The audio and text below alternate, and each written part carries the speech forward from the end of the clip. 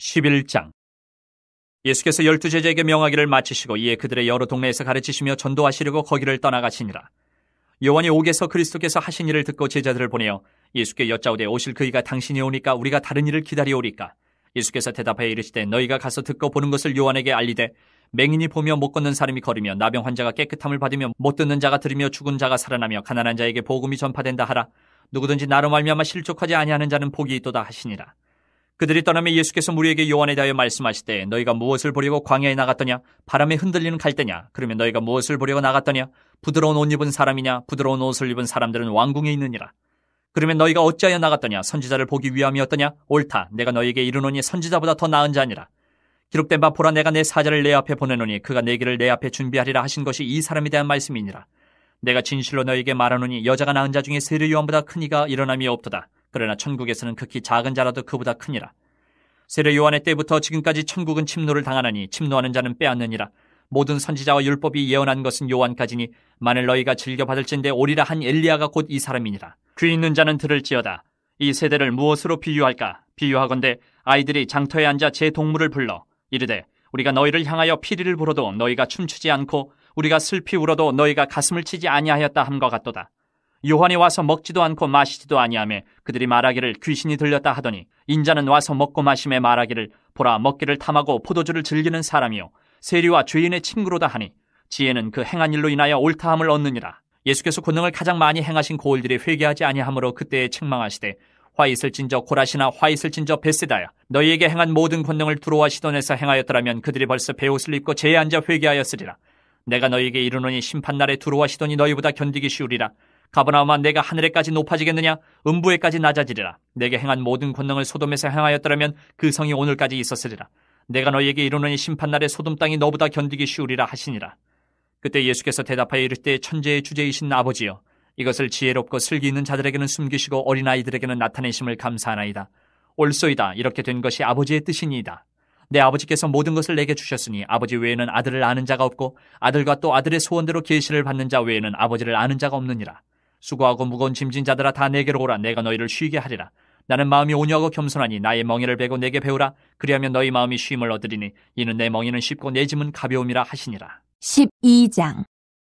그때 예수께서 안식일에 밀밭 사이로 가실새 제자들이 시장하여 이삭을 잘라 먹으니 바리새인들이 보고 예수께 말하되 보시오 당신의 제자들이 안식일에 하지 못할 일을 하나이다. 예수께서 이르시되 다윗이 자기와 그 함께한 자들이 시장할 때에 한 일을 읽지 못하였느냐? 그가 하나님의 전에 들어가서 제사장 외에는 자기나 그 함께한 자들이 먹어서는 안 되는 진설병을 먹지 아니하였느냐? 또 안식일에 제사장들이 성전 안에서 안식을 범하여도 죄가 없음을 너희가 율법에서 읽지 못하였느냐? 내가 너희에게 이르노니 성전보다 더 큰 이가 여기 있느니라. 나는 자비를 원하고 제사를 원하지 아니하노라 하신 뜻을 너희가 알았더라면 무죄한 자를 정죄하지 아니하였으리라. 인자는 안식일의 주인이니라 하시니라. 거기에서 떠나 그들의 회당에 들어가시니 한쪽 손 마른 사람이 있는지라. 사람들이 예수를 고발하려 하여 물어 이르되 안식일에 병 고치는 것이 옳으니이까? 예수께서 이르시되 너희 중에 어떤 사람이 양 한 마리가 있어 안식일에 구덩이에 빠졌으면 끌어내지 않겠느냐? 사람이 양보다 얼마나 더 귀하냐? 그러므로 안식일에 선을 행하는 것이 옳으니라 하시고 이에 그 사람에게 이르시되 손을 내밀라 하시니 그가 내밀매 다른 손과 같이 회복되어 성하더라. 바리새인들이 나가서 어떻게 하여 예수를 죽일까 의논하거늘 예수께서 하시고 거기를 떠나가시니 많은 사람이 따르는지라. 예수께서 그들의 병을 다 고치시고 자기를 나타내지 말라 경고하셨으니 이는 선지자 이사야를 통하여 말씀하신 바 보라 내가 택한 종 곧 내 마음에 기뻐하는 바 내가 사랑하는 자로다. 내가 내 영을 그에게 줄 터이니 그가 심판을 이방에 알게 하리라. 그는 다투지도 아니하며 들레지도 아니하리니 아무도 길에서 그 소리를 듣지 못하리라. 상한 갈대를 꺾지 아니하며 꺼져가는 심지를 끄지 아니하기를 심판하여 이길 때까지 하리니 또한 이방들이 그의 이름을 발하리라 함을 이루리 하심이니라. 그때에 귀신 들려 눈 멀고 말 못하는 사람을 데리고 왔거늘 예수께서 고쳐주심에 그 말 못하는 사람이 말하며 보게 된지라. 무리가 다 놀라 이르되 이는 다윗의 자손이 아니냐 하니 바리새인들은 듣고 이르되 이가 귀신의 왕 바알세불을 힘입지 않고는 귀신을 쫓아내지 못하느니라 하거늘 예수께서 그들의 생각을 아시고 이르시되 스스로 분쟁하는 나라마다 황폐하여질 것이요 스스로 분쟁하는 동네나 집마다 서지 못하리라. 만일 사탄이 사탄을 쫓아내면 스스로 분쟁하는 것이니 그리하고야 어떻게 그의 나라가 서겠느냐? 또 내가 바알세불을 힘입어 귀신을 쫓아내면 너희의 아들들은 누구를 힘입어 쫓아내느냐? 그러므로 그들이 너희의 재판관이 되리라. 그러나 내가 하나님의 성령을 힘입어 귀신을 쫓아내는 것이면 하나님의 나라가 이미 너희에게 임하였느니라. 사람이 먼저 강한 자를 결박하지 않고서야 어떻게 그 강한 자의 집에 들어가 그 세간을 강탈하겠느냐? 결박한 후에야 그 집을 강탈하리라. 나와 함께 아니하는 자는 나를 반대하는 자요 나와 함께 모으지 아니하는 자는 해치는 자니라. 그러므로 내가 너희에게 이르노니 사람에 대한 모든 죄와 모독은 사하심을 얻되 성령을 모독하는 것은 사하심을 얻지 못하겠고 또 누구든지 말로 인자를 거역하면 사하심을 얻되 누구든지 말로 성령을 거역하면 이 세상과 오는 세상에서도 사하심을 얻지 못하리라. 나무도 좋고 열매도 좋다 하든지 나무도 좋지 않고 열매도 좋지 않다 하든지 알아. 그 열매로 나무를 아느니라. 독사의 자식들아, 너희는 악하니 어떻게 선한 말을 할 수 있느냐? 이는 마음에 가득한 것을 입으로 말함이라. 선한 사람은 그 쌓은 선에서 선한 것을 내고 악한 사람은 그 쌓은 악에서 악한 것을 내느니라. 내가 너희에게 이르노니 사람이 무슨 무익한 말을 하든지 심판날에 이에 대하여 신문을 받으리니 내 말로 의롭다함을 받고 내 말로 정죄함을 받으리라. 그때 서기관과 바리새인 중 몇 사람이 말하되 선생님이여 우리에게 표적 보여주시기를 원하나이다. 예수께서 대답하여 이르시되 악하고 음란한 세대가 표적을 구하나 선지자 요나의 표적밖에는 보일 표적이 없느니라. 요나가 밤낮 사흘 동안 큰 물고기 뱃속에 있었던 것 같이 인자도 밤낮 사흘 동안 땅속에 있으리라. 심판때에 니느웨 사람들이 일어나 이 세대 사람을 정죄하리니 이는 그들이 요나의 전도를 듣고 회개하였음이거니와 요나보다 더 큰 이가 여기 있으며 심판때에 남방 여왕이 일어나 이 세대 사람을 정죄하리니 이는 그가 솔로몬의 지혜로운 말을 들으려고 땅끝에서 왔음이거니와 솔로몬보다 더 큰 이가 여기 있느니라. 더러운 귀신이 사람에게서 나갔을 때에 물 없는 곳으로 다니며 쉬기를 구하되 쉴 곳을 얻지 못하고 이에 이르되 내가 나온 내 집으로 돌아가리라 하고 와보니 그 집이 비고 청소되고 수리되었거늘 이에 가서 저보다 더 악한 귀신 7을 데리고 들어가서 거하니 그 사람의 나중 형편이 전보다 더욱 심하게 되느니라. 이 악한 세대가 또한 이렇게 되리라. 예수께서 무리에게 말씀하실 때에 그의 어머니와 동생들이 예수께 말하려고 밖에 섰더니 한 사람이 예수께 여짜오되 보소서 당신의 어머니와 동생들이 당신께 말하려고 밖에 서 있나이다 하니 말하던 사람에게 대답하여 이르시되 누가 내 어머니이며 내 동생들이냐 하시고 손을 내밀어 제자들을 가리켜 이르시되 나의 어머니와 나의 동생들을 보라. 누구든지 하늘에 계신 내 아버지의 뜻대로 하는 자가 내 형제요 자매요 어머니니라 하시더라. 13장. 그날 예수께서 집에서 나가사 바닷가에 앉으심에 큰 무리가 그에게로 모여들거늘 예수께서 배에 올라가 앉으시고 온 무리는 해변에 서 있더니 예수께서 비유로 여러 가지를 그들에게 말씀하여 이르시되 씨를 뿌리는 자가 뿌리러 나가서 뿌릴새 더러는 길가에 떨어짐에 새들이 와서 먹어버렸고 더러는 흙이 얕은 돌밭에 떨어짐에 흙이 깊지 아니하므로 곧 싹이 나오나 해가 돋은 후에 타서 뿌리가 없으므로 말랐고 더러는 가시떨기 위에 떨어짐에 가시가 자라서 기운을 막았고 더러는 좋은 땅에 떨어짐에 어떤 것은 100배 어떤 것은 60배 어떤 것은 30배의 결실을 하였느니라. 귀 있는 자는 들으라 하시니라. 제자들이 예수께 나와 이르되 어찌하여 그들에게 비유로 말씀하시나이까? 대답하여 이르시되 천국의 비밀을 아는 것이 너희에게는 허락되었으나 그들에게는 아니 되었나니 무릇 있는 자는 받아 넉넉하게 되되 없는 자는 그 있는 것도 빼앗기리라. 그러므로 내가 그들에게 비유로 말하는 것은 그들이 보아도 보지 못하며 들어도 듣지 못하며 깨닫지 못함이니라. 이사야의 예언이 그들에게 이루어졌으니 이르렀으되 너희가 듣기는 들어도 깨닫지 못할 것이요 보기는 보아도 알지 못하리라. 이 백성들의 마음이 완악하여져서 그 귀는 듣기에 둔하고 눈은 감았으니 이는 눈으로 보고 귀로 듣고 마음으로 깨달아 돌이켜 내게 고침을 받을까 두려워함이라 하였느니라. 그러나 너희 눈은 봄으로 너희 귀는 들음으로 복이 있도다. 내가 진실로 너희에게 이르노니 많은 선지자와 의인이 너희가 보는 것들을 보고자 하여도 보지 못하였고 너희가 듣는 것들을 듣고자 하여도 듣지 못하였느니라. 그런즉 씨 뿌리는 비유를 들으라. 아무나 천국 말씀을 듣고 깨닫지 못할 때는 악한 자가 와서 그 마음에 뿌려진 것을 빼앗나니 이는 곧 길가에 뿌려진 자요. 돌밭에 뿌려졌다는 것은 말씀을 듣고 즉시 기쁨으로 받되 그 속에 뿌리가 없어 잠시 견디다가 말씀으로 말미암아 환난이나 박해가 일어날 때에는 곧 넘어지는 자요. 가시떨기에 뿌려졌다는 것은 말씀을 들으나 세상의 염려와 재물의 유혹에 말씀이 막혀 결실하지 못하는 자요. 좋은 땅에 뿌려졌다는 것은 말씀을 듣고 깨닫는 자니 결실하여 어떤 것은 100배 어떤 것은 60배 어떤 것은 30배가 되느니라 하시더라. 예수께서 그들 앞에 또 비유를 들어 이르시되 천국은 좋은 씨를 제밭에 뿌린 사람과 같으니 사람들이 잘 때에 그 원수가 와서 곡식 가운데 가라지를 덧뿌리고 갔더니 싹이 나고 결실할 때에 가라지도 보이거늘 집주인의 종들이 와서 말하되 주여 밭에 좋은 씨를 뿌리지 아니하였나이까? 그런데 가라지가 어디서 생겼나이까? 주인이 이르되 원수가 이렇게 하였구나. 종들이 말하되 그러면 우리가 가서 이것을 뽑기를 원하시나이까? 주인이 이르되 가만두라. 가라지를 뽑다가 곡식까지 뽑을까 염려하느라. 둘 다 추수 때까지 함께 자라게 두라. 추수 때에 내가 추수꾼들에게 말하기를 가라지는 먼저 거두어 불사르게 단으로 묶고 곡식은 모아 내 곡간에 넣으라 하리라. 또 비유를 들어 이르시되 천국은 마치 사람이 자기 밭에 갖다 심은 겨자씨 하나를 같으니 이는 모든 씨보다 작은 것이로되 자란 후에는 풀보다 커서 나무가 되매 공중의 새들이 와서 그 가지에 깃들이느니라. 또 비유로 말씀하시되 천국은 마치 여자가 가루 서말 속에 갖다 넣어 전부 부풀게 한 누룩과 같으니라. 예수께서 이 모든 것을 무리에게 비유로 말씀하시고 비유가 아니면 아무것도 말씀하지 아니하셨으니 이는 선지자를 통하여 말씀하신 바 내가 입을 열어 비유로 말하고 창세부터 감추인 것들을 드러내리라 함을 이루려 하심이라. 이 예수께서 무리를 떠나서 집에 들어가시니 제자들이 나와 이르되 밭의 가라지의 비유를 우리에게 설명하여 주소서. 대답하여 이르시되 좋은 씨를 뿌리는 이는 인자요 밭은 세상이요 좋은 씨는 천국의 아들들이요 가라지는 악한 자의 아들들이요 가라지를 뿌린 원수는 마귀요 추수 때는 세상 끝이요 추수꾼은 천사들이니 그런즉 가라지를 거두어 불에 사르는 것 같이 세상 끝에도 그러하리라. 인자가 그 천사들을 보내리니 그들이 그 나라에서 모든 넘어지게 하는 것과 또 불법을 행하는 자들을 거두어내어 풀무불에 던져 넣으리니 거기서 울며 이를 갈게 되리라. 그때 의인들은 자기 아버지 나라에서 해와 같이 빛나리라. 귀 있는 자는 들으라. 천국은 마치 밭에 감추인 보화와 같으니 사람이 이를 발견한 후 숨겨두고 기뻐하며 돌아가서 자기의 소유를 다 팔아 그 밭을 사느니라. 또 천국은 마치 좋은 진주를 구하는 장사와 같으니 극히 값진 진주 하나를 발견하며 가서 자기의 소유를 다 팔아 그 진주를 사느니라. 또 천국은 마치 바다에 치고 각종 물고기를 모는 그물과 같으니 그물에 가득함에 물가로 끌어내고 앉아서 좋은 것은 그릇에 담고 못된 것은 내버리느니라. 세상 끝에도 이러하리라. 천사들이 와서 의인 중에서 악인을 갈라내어 풀무불에 던져 넣으리니 거기서 울며 이를 갈리라. 이 모든 것을 깨달았느냐 하시니 대답하되 그러하오이다. 예수께서 이르시되 그러므로 천국의 제자된 서기관마다 마치 새 것과 옛 것을 그 곳간에서 내오는 집주인과 같으니라. 예수께서 이 모든 비유를 마치신 후에 그곳을 떠나서 고향으로 돌아가서 그들의 회당에서 가르치시니 그들이 놀라 이르되 이 사람의 이 지혜와 이런 능력이 어디서 났느냐.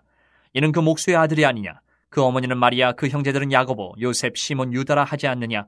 그 누이들은 다 우리와 함께 있지 아니하냐. 그런즉 이 사람의 이 모든 것이 어디서 났느냐 하고 예수를 배척한지라. 예수께서 그들에게 말씀하시되 선지자가 자기 고향과 자기 집 외에서는 존경을 받지 않음이 없느니라 하시고 그들이 믿지 않음으로 말미암아 거기서 많은 능력을 행하지 아니하시니라.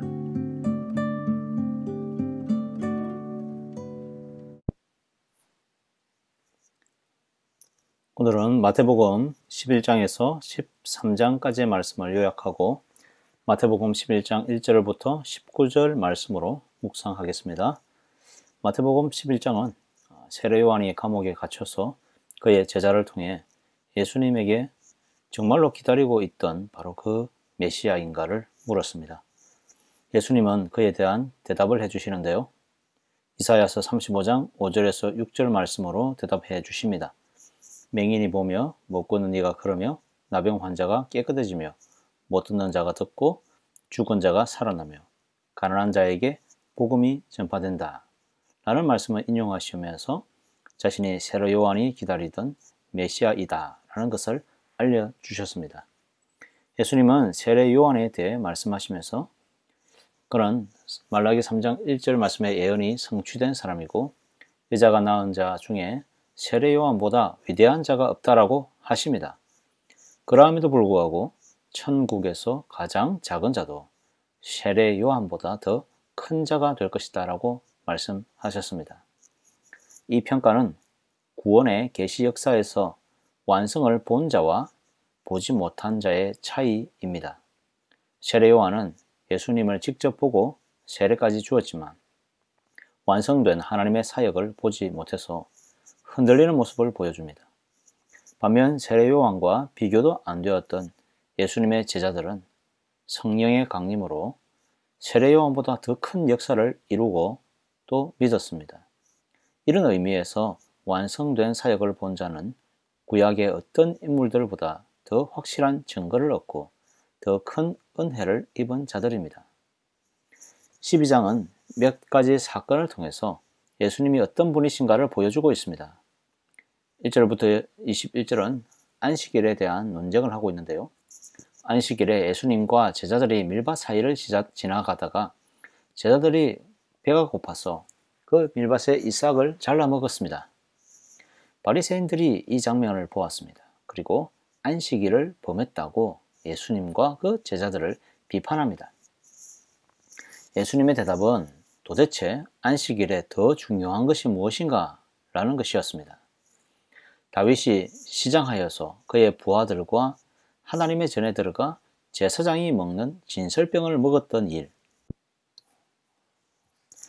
또 안식일에 제사장들이 성전에 있는 것은 성전의 직무, 일을 하기 위함입니다. 그런데 안식일에 일을 해서는 안 되는 율법이 있습니다. 그럼 제사장들은 늘 율법을 어기고 있었던 것이냐? 성경은 이것을 허용하고 있다라는 것입니다. 율법에 매여 더 중요한 것들을 놓치고만 바리새인들에게 율법보다 더 큰 이가 여기 있다라고 합니다. 율법을 만드신 예수님이 여기 있습니다.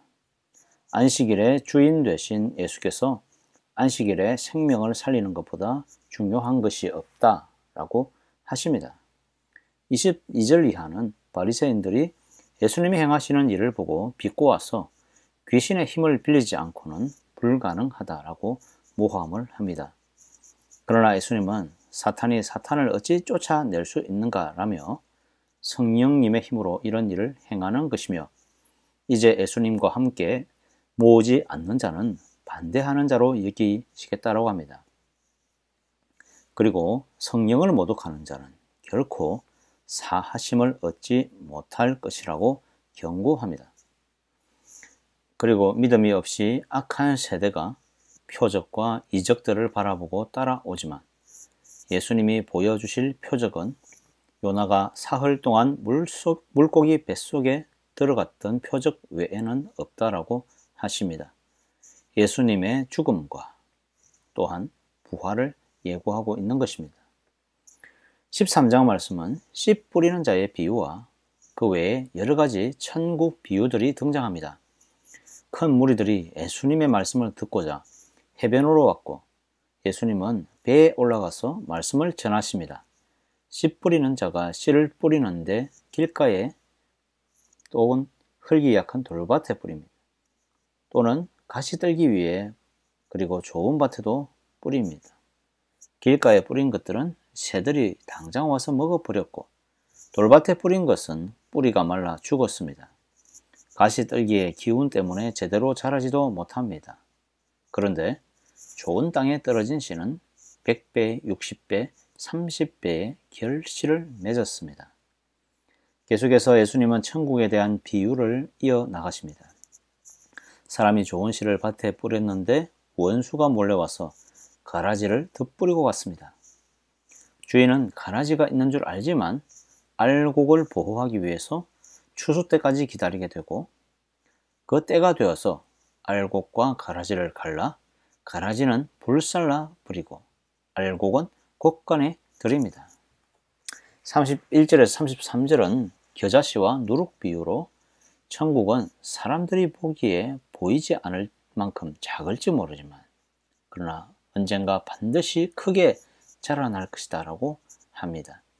44절에서 46절은 밭에 감추인 보화를 얻기 위해서 소유를 팔아 밭을 산 비유, 좋은 진주 구하는 장사가 값진 진주를 발견하고 소유를 다 팔아 진주를 사는 비유, 각종 물고기를 잡기 위해 그물을 치고 좋은 것은 담고 못된 것은 내버리는 비유가 등장하고 있습니다.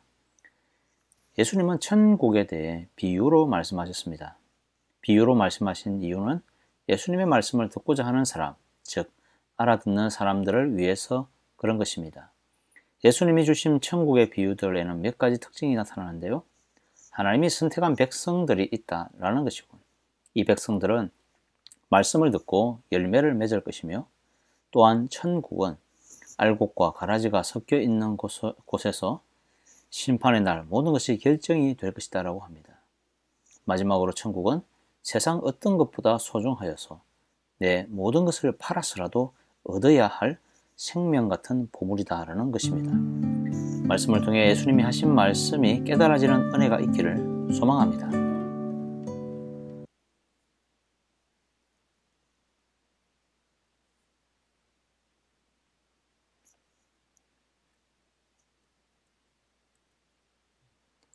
이제 마태복음 11장 1절부터 19절 말씀으로 함께 묵상해 보도록 하겠습니다. 여러분 아마 축구선수 박지성을 알고 계실 것입니다. 그의 별명은 은성 히어로입니다. 겉으로 드러나지 않지만 훌륭한 역할을 감당한 사람을 일컫습니다. 당시 세계 최고의 팀 중 하나였던 맨체스터 유나이티드는 세계적인 공격수들을 보유하고 있었습니다. 이들이 자유롭게 공격을 하고 골을 넣을 수 있도록 소리 없이 중요한 역할을 해내야 하는 선수들이 필요합니다. 박지성은 구전 역할을 마다 않고 맡았고 우승하는 데 큰 공헌을 세웁니다. 세월이 지나고 박지성이 그 팀의 영웅으로 재평가되고 있는 이유가 바로 그의 헌신적인 역할이었기 때문입니다. 세례 요한은 성경 역사상 가장 부담스러운 사명을 받았습니다.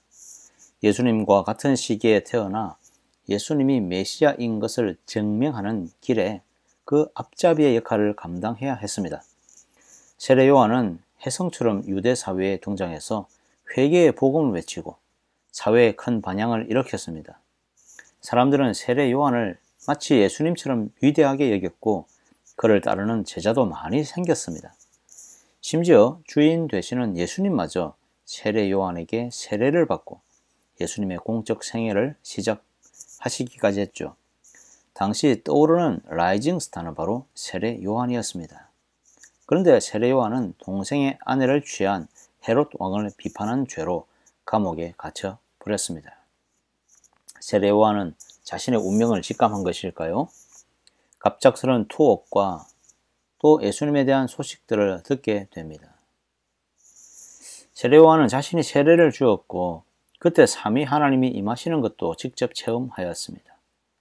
예수님이야말로 정말 메시아일 것입니다. 그런데 세례 요한이 처한 현실이 그를 혼란스럽게 합니다. 하나님이 주신 사명은 너무 큰데 자신의 삶이 너무 가볍게 사라질 위기에 처해진 것입니다. 하나님, 이게 맞습니까? 저는 감옥에 갇혔는데 여기서 죽을 수도 있습니다. 그런데 저에게 주신 사명은 메시아를 준비하는 것이지 않습니까? 그런데 지금 제가 주목하는 사람이 메시아가 아니면 어떡합니까? 제가 편히 눈을 감을 수가 없습니다.